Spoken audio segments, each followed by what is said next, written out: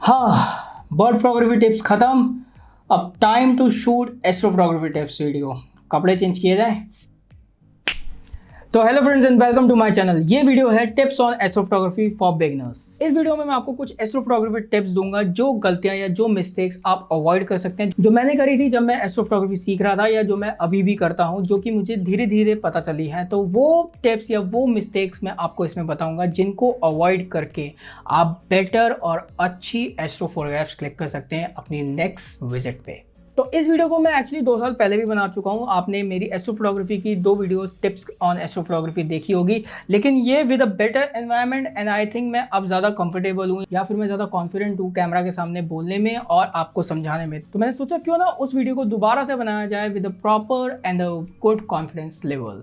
Now सबसे पहले tip ये है कि आप अपने मोबाइल फोन्स के अंदर सारी स्काई ऐप्स जितनी होती है वो डाल सकते हैं। आप 3-4 स्काई ऐप डाल सकते हैं। There are different sky app जो आप डाल सकते हैं, क्योंकि कई स्काई ऐप्स कई बार वहाँ पे उस लोकेशन पे काम करती है और कई बार नहीं करती है। तो आप 3-4 डाल के रखिए, ताकि फॉर द सेफर साइड अगर आपकी एक ऐप काम नहीं करती है तो आपकी दूसरी ऐप काम करे। और आप जाने से पहले, लोकेशन पे जाने से पहले या उस जगह पे जाने से पहले ही उस ऐप को यूज़ करके देखिए कि वो ऐप किस तरीके से काम करती है। हो सके तो आप यूट्यूब पे ट्यूटोरियल्स देखिए उस ऐप के, ताकि आपको पता चले कि उसके अंदर और क्या क्या फीचर्स हैं और क्या क्या फंक्शन है, ताकि आप जब उस लोकेशन पे खड़े हो तो आपको पता हो कि आप उस ऐप की वजह से कैसे और अच्छे अपने कॉम्पोजिशंस बना सकते हैं। अब स्काई ऐप की तरह ही एक और ऐप आती है which is light pollution app. आप वो भी अपने मोबाइल फोन्स के अंदर डाल सकते हैं टू नो कि कौन सी लोकेशन, जिस लोकेशन पे आप जा रहे हैं उस लोकेशन पे कितना लाइट पॉल्यूशन है और आपको कितनी विजिबिलिटी दिखेगी स्टार्स की, सो दैट आप अच्छी तरीके से अपने शॉट्स को और देख सकें कि यार वहाँ पे मिल्की वे दिखेगा कि नहीं दिखेगा, स्टार्स दिखेंगे कि नहीं दिखेंगे। वरना ऐसा ना हो कि आप सिटी पे जाएं और आप वहाँ सिटी से शूट करने की कोशिश कर रहे हैं और वहाँ पे इतना लाइट पॉल्यूशन है कि आपको मिल्की वे नहीं दिख रहा। तो आप लोकेशन विजिट करने से पहले लाइट पॉल्यूशन ऐप से ये भी चेक कर सकते हैं कि आप जिस पर्टिकुलर जगह पे जा रहे हैं वहां पे कितना लाइट पॉल्यूशन है और कितनी स्टार्स विजिबिलिटी है।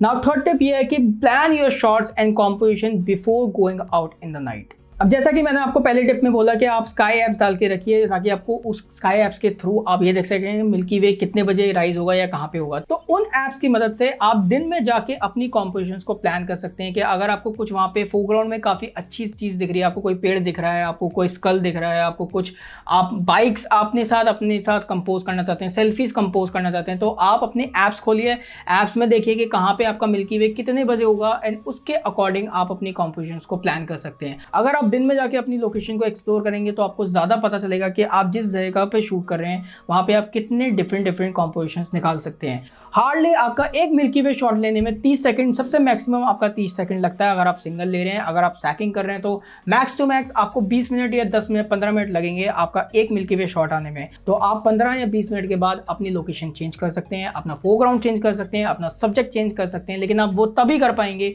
जब आपने पहले से अपनी कॉम्पोजिशन से अपने फोरग्राउंड को प्लान कर रखा होगा। तो plan your shots before going out in the night. Now next step ये है कि shoot on manual mode and shoot on raw. अगर हो सके तो रॉ पे, वरना अगर आपको रॉ हैंडल करनी नहीं आती है तो आई वुड सजेस्ट कि आप रॉ प्लस जेपेग रखिए, लेकिन रॉ को तो रखिए ही रखिए, क्योंकि रॉ फोटोग्राफ में से आप ज़्यादा डिटेल्स निकाल सकते हैं, ज़्यादा कलर्स निकाल सकते हैं, ज़्यादा शार्पनेस दे सकते हैं और ज़्यादा अच्छी एडिटिंग आप कर सकते हैं आप बाद में जब आप पोस्ट प्रोसेसिंग पे जाए। तो मैंने मैनुअल मोड इसलिए बोला क्योंकि रात के वक्त आपका कैमरा बिल्कुल अंधा होता है, उसको कुछ नहीं दिखता। तो आप मैनुअली शूट करेंगे तो आप मैनुअली एक्सपोजर रख पाएंगे और आप बेटर फोटोग्राफ्स क्लिक कर पाएंगे। तो start shooting on manual mode. हो सके अगर आपको इतना ज़्यादा कंफर्टेबल आप नहीं है मैनुअल मोड पे, तो आप जाइए यूट्यूब पे देखिए जिन्होंने सेटिंग्स दे रखी है, या फिर फेसबुक इंस्टाग्राम पे उन लोगों की फोटोग्राफ देखिए जिन्होंने मिल्की वे के साथ सेटिंग्स रखी है, और आप उन फोटोज़ के स्क्रीनशॉट लेके रखिए अपने फ़ोन पे और लोकेशन पे जाके उन सेटिंग्स के साथ अपने मिल्की वे शॉट्स को ट्राई करिए, ताकि आप मैनुअल मोड धीरे धीरे सीख सकें।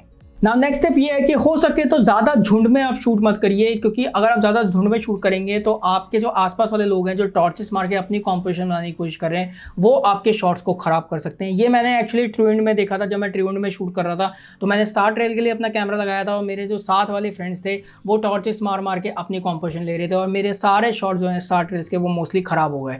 तो आप कोशिश करिए कि आप अलग से शूट करें, आप झुंड में ज़्यादा शूट करें, और अगर आप अलग से शूट करेंगे तो आपको बेटर कॉम्पोजिशन मिलेंगी और यूनिक फ्रेम फ्रेम्स मिलेंगे। आप जैसे झुंड में शूट करेंगे तो 4-5 जनों के पास एक ही यूजुअली फ्रेम होगा, तो आप अगर अकेले शूट करेंगे तो आपके लिए ज़्यादा बेटर होगा, आपकी कॉम्पोजिशन ज़्यादा अच्छी लगेंगे, आपके शॉट ज़्यादा अच्छे लगेंगे। ना अगर अब लेंसेज की बात करी जाए तो आप ultra wide angle lenses, wide angle lenses या फिर फास्ट लेंसेज यूज़ कर सकते हैं। फास्ट लेंसेज का मतलब ये होता है कि f2.8 लेंसेज या f1.8 लेंसेज या f1.4 वाले जो लेंसेज होते हैं जिनका अपर्चर होता है वो बहुत लो होता है, वो आपके यूजुअली फास्ट लेंसेज होते हैं, तो आप वो यूज़ कर सकते हैं। आप कोशिश करिएगा अगर आपके पास फिक्स वाइड एंगल लेंसेज हैं तो वो ज़्यादा अच्छी आपको डिटेल्स देंगे आपके एस्ट्रोफोटोग्राफ्स में, और अगर आपके पास अल्ट्रा वाइड एंगल लेंसेज या वाइड एंगल लेंसेज हैं तो भी आप अच्छी और ब्यूटीफुल एस्ट्रोफोटोग्राफ्स क्लिक कर सकते हैं। नाउ लेंसेज से रिलेटेड नेक्स्ट स्टेप आती है कि आप अपने फोकस को ऑटो फोकस पे मत रखिए, आप मैनुअली फोकस करिए और आप अपने फोकस को इन्फिनिटी पे रखिए, क्योंकि स्टार्स जो हैं वो बहुत दूर हैं जिनको आप शूट कर रहे हैं, जो मिल्की वे है वो बहुत दूर है। तो अगर आप फोरग्राउंड में कुछ सब्जेक्ट नहीं रख रहे हैं तो आप अपनी फोकस को इन्फिनिटी पे रख सकते हैं ताकि आपका मिल्की वे या स्टार्स जो है वो फोकस पे आए। और अगर आप कुछ सब्जेक्ट ऐड करने का सोच रहे हैं तो आप उसको इतने डिस्टेंस पे रखिए कि आपका मिल्की वे और आपका सब्जेक्ट दोनों फोकसिंग पे आए। अगर आपको जानना है कि रात के वक्त एस्ट्रो या मिल्की वे फोटोग्राफ लेते वक्त कैसे फोकस करना है तो उसकी वीडियो आपको मेरे टॉप राइट साइड पे मिल जाएगी, जिसमें मैंने 3 मेथड बताए हैं, सिंपलेस्ट 3 मेथड बताए हैं जिनकी हेल्प से आप रात में मिल्की वे फोटोग्राफ्स के ऊपर फोकस कर सकते हैं और आपके फोटोग्राफ हमेशा शार्प एंड फोकस आएंगे। नाउ नेक्स्ट स्टेप रिलेटेड है आपकी कैमरा सेटिंग से। आप जब कैमरा खरीद के लाते हैं तो आपके कैमरास के अंदर 2 नॉइस रिडक्शन ऑन होके आती है, one is high ISO noise reduction and second is long exposure noise reduction. तो आप इन दोनों नॉइस रिडक्शंस को ऑफ कर सकते हैं अपने कैमरा मेन्यू सेटिंग्स पे जाके। नाउ नेक्स्ट स्टेप इज कि use a sturdy and a good tripod. अगर आप हल्का फुल्का ट्राइपॉड यूज करेंगे ना तो जब आप हिमालयस पे शूट कर रहे होते हैं वहां पे ना विंड काफी होती है, तो आपका कैमरा आपने लॉन्ग एक्सपोजर पे लगा रखा है, वो हल्का हल्का सा हिल रहा है, आपको पता नहीं चलेगा लेकिन वो हल्का हल्का सा हिल रहा है, वाइब्रेट हो रहा है बिकॉज ऑफ द विंड। तो आपके शॉट जो है ना वो वैसे भी हल्के से अनशार्प या हल्के से सॉफ्ट आएंगे, तो आपको लगेगा माइट भी आपके कैमरा में कोई प्रॉब्लम है या आपके लेंस में कोई प्रॉब्लम है, लेकिन वो प्रॉब्लम आपके ट्राइपॉड में है। So use a sturdy and a good tripod. Usually कई ट्राइपॉड्स का जो डंडा होता है, बिल्कुल सेंटर वाला डंडा, उसमें एक हुक होता है जिसमें आप कुछ वेट टांग सकते हैं ताकि आपका कैमरा हैवी विंड्स में या नॉर्मल विंड्स में हिले नहीं। नाउ शार्पनेस से रिलेटेड नेक्स्ट स्टेप आती है कि आप टाइमर पे या फिर आप रिमोट यूज करिए अपने शॉट्स को क्लिक करने के लिए। क्या होगा कि जब आपने कैमरा अपने ट्राइपॉड पे लगा रखा है और जैसे आपने शटर बटन दबाया अपना शॉट लेने के लिए, तो आपकी फिंगर की वजह से आपके कैमरा के अंदर हल्का सा शेक आएगा, जिसकी वजह से आपके शॉट्स हल्के से सॉफ्ट या फिर ब्लर हो सकते हैं। तो आप कोशिश करिए कि आप 3 सेकंड या 5 सेकंड के टाइमर पे शूट करिए, या फिर अगर आपके पास रिमोट है तो आप रिमोट यूज कर सकते हैं। आप चाहें तो वायर वाला रिमोट भी यूज कर सकते हैं या फिर आईआर रिमोट जो आते हैं आप वो भी यूज कर सकते हैं। नाउ नेक्स्ट स्टेप है इसके नाइट फोटोग्राफी पे जाने से पहले आप अपनी बैटरी को फुल चार्ज करके रखिए। ऐसा ना हो कि आप 50% या 30% की बैटरी लेके जा रहे हैं या 60% की लेके जा रहे हैं, क्योंकि आप लॉन्ग एक्सपोजर शॉट्स लेंगे और लॉन्ग एक्सपोजर में आपकी बैटरी के ऊपर ज़्यादा वर्कलोड पड़ेगा और आपकी बैटरी ज़्यादा कंज्यूम होगी। और अगर आप हिमालय पे शूट कर रहे हैं तो वहाँ पे वैसे भी टेम्परेचर आपका डाउन है और उसकी वजह से आपकी बैटरी ज़्यादा जल्दी कंज्यूम होगी। तो आप कोशिश करिए कि आपकी बैटरी रात में जाने से पहले, शूट में जाने से पहले पूरी चार्ज हो, ताकि आपको ज़्यादा से ज़्यादा शॉट्स मिल सकें स्टार ट्रेल्स के या फिर मिल्की वे के।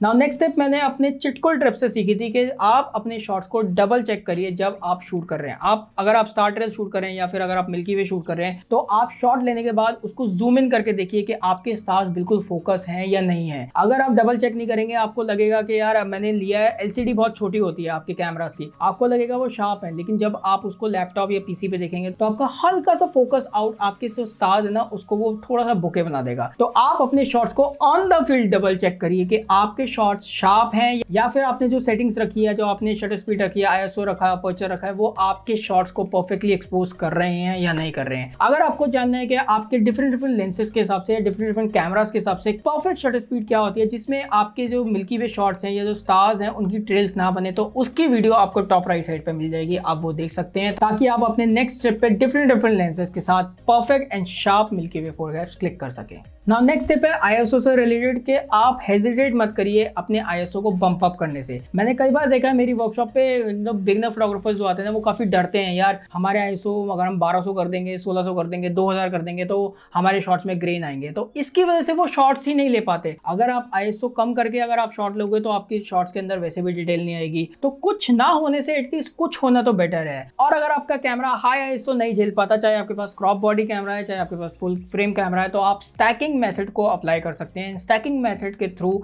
आप अपनी हाई आईएसओ फोटोग्राफ्स में से भी ग्रेन्स निकाल सकते हैं। अगर आपको जानना है कि हाई आईएसओ ग्रेन वाली फोटोग्राफ्स में से कैसे नॉइज निकाली जाए, कैसे स्टैकिंग मोड आप किया जाए ताकि आप क्रॉप बॉडी पे भी हाई आईएसओ पे शूट कर सकें, ताकि आपकी मिल्की वे में डिटेल्स आए और बाद में आप उसमें से पोस्ट प्रोसेसिंग में से आप उसमें से कैसे नॉइज निकाल सकते हैं, तो उसकी वीडियो भी आपको टॉप राइट साइड पे मिल जाएगी, आप वो चेक कर सकते हैं। And it is really helpful, believe me it is really helpful अगर आप हाई आईएसओ पे मिल्की वे शूट करना पसंद करते हैं तो। नाउ नेक्स्ट स्टेप उन लोगों के लिए जिनको स्टार रेल फोटोग्राफी करना पसंद है, तो आप high speed SD card use करिए। अगर आप लो स्पीड एसडी कार्ड यूज करेंगे ना, तो आपके कैमरा को इतना बफरिंग टाइम नहीं मिल पाएगा कि वो रीडिंग एंड राइटिंग आपके कैमरास के अंदर कर सके। तो आप हाई स्पीड कार्ड यूज करिए ताकि आपकी स्टार रेल्स फोटोग्राफ में कोई इंटरप्शन ना आए और आपका कैमरा कंटिन्यूसली 100, 200, 300 फोटोग्राफ्स क्लिक कर सके without stopping your camera because of the over buffering. Now second last step is कि don't use any filter when you're shooting astro photograph और night photograph। चाहे आपके पास UV फिल्टर है, चाहे आपके पास CPL filter है, चाहे आपके पास ND फिल्टर है, आप कोई भी फिल्टर यूज मत करिए। आप सारे फिल्टर्स को अपने लेंसेज के सामने से निकाल दीजिए। अगर आप UV जो चीप UV फिल्टर्स आते हैं या ग्लासेस जो आते हैं, अगर आप वो भी यूज करेंगे तो क्या होगा, अगर हल्की सी कहीं और से लाइट आई तो वो आपके शॉट्स के अंदर अनवांटेड फ्लेयर्स या अनवांटेड लाइट कैच लाइट्स होती है वो क्रिएट करेगी। So there are some specific filters जो कि नाइट फोटोग्राफी लवर्स के लिए बना है, जैसे कि स्टार फिल्टर्स या फिर आपका लाइट पॉल्यूशन कट करने वाले फिल्टर्स जो हैं, आप वो फिल्टर्स यूज कर सकते हैं। लेकिन आप यूवी फिल्टर्स, सीपीएल फिल्टर या एनडी फिल्टर्स यूज नहीं करिए जब आप रात में एस्ट्रो फोटोग्राफी कर रहे हैं। Now the last and the very important tip is go out and shoot. No one can teach you photography और एस्ट्रो फोटोग्राफी जब तक कि आप खुद फील्ड पे जाके ट्राई नहीं करेंगे और जब तक कि आप खुद फील्ड पे जाके गलतियां नहीं करेंगे। गलतियां करिए, कोशिश करिए सीखने की कि आपने जो गलती करी है क्यों करी है, आपका शॉट जो है वो अंडर एक्सपोज आ रहा है तो क्यों आ रहा है, आपका शॉट ओवर एक्सपोज आ रहा है तो क्यों आ रहा है, आपका शॉट अगर ब्लर आ रहा है तो क्यों आ रहा है। आप उन मिस्टेक से सीखने की कोशिश करिए कि जो आपने जो गलती करी है आप उसको कैसे रेक्टिफाई करके आप अच्छे और ब्यूटीफुल एस्ट्रो फोटोग्राफ्स ले सकते हैं। So go out, make a mistakes and learn from your mistakes and become a better photographer. So thank you so much guys for watching this video. I hope आपको ये tips on astro photography video पसंद आई हो। अगर आपको ये video पसंद आई है तो please give a thumbs up. अगर आप चाहें तो ये वीडियो अपने फ्रेंड्स के साथ शेयर भी कर सकते हैं और अगर आप न्यू है मेरे YouTube चैनल पे तो आप मेरे YouTube चैनल को सब्सक्राइब भी कर सकते हैं। I will see you in the next video. Till then, keep learning, keep shooting, keep sharing. Stay at home and be safe.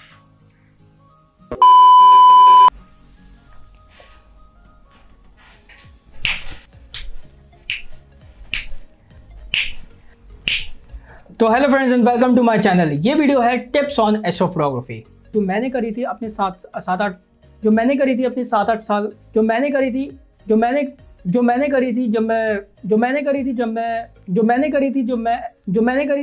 Astro photography सीख रहा था या जो मैंने करी थी जब मैं एस्ट्रो फोटोग्राफी सीख रहा था या जो मैंने कुछ साल पहले भी करी